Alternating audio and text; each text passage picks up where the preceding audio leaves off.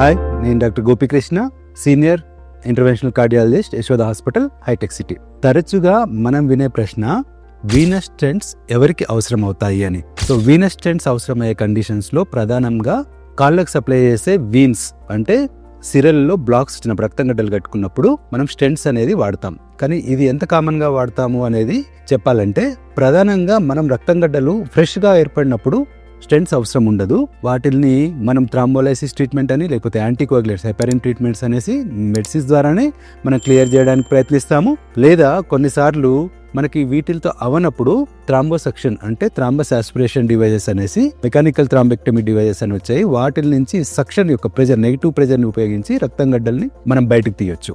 ఇలా కండిషన్స్ చాలా వరకు ఆ టైంలో మనకి చాలా రెస్పాన్స్ అవుతాయి. కానీ కొన్నిసార్లు ఈ రక్తం గడ్డలు ఎక్కువ రోజుల నుంచి, అంటే క్రానిక్ ఎక్కువ వీక్స్ నుంచి మంత్స్ వరకు ఉన్నప్పుడు ఈ గడ్డల్ని క్లియర్ చేయడం అంత ఈజీగా కాదు. సో ఈ గడ్డలు చాలా గట్టిపడిపోతాయి, అవి క్లియర్ కావు మెడిసిన్స్ తో. మరి ఇలాంటి కండిషన్స్ లో ఏం చేయొచ్చు అంటే, అప్పుడు వీనస్ స్టెంట్స్ యొక్క రోల్ వస్తుంది, అంటే వాటి అవసరం రావచ్చు. వీటిల్లో రక్తనాళాల్లోంచి మనము వైర్స్ పంపించి, వాటి మీద నుంచి బెలూన్స్ పంపించి, వాటిని రక్తనాళాలను స్ట్రెచ్ చేసి, వెడల్పు చేసి, మళ్ళీ అవి ముడుచుకోకుండా ఉండడానికి స్టెంట్, ఒక మెటల్ మెష్ అనేది వాటిలో పెడతాము. ఈ మెటల్ మెష్ నే స్టెంట్ అంటాం.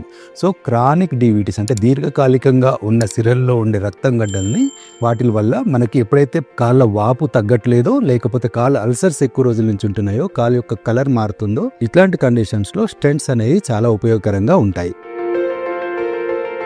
Like, comment and subscribe for more health updates.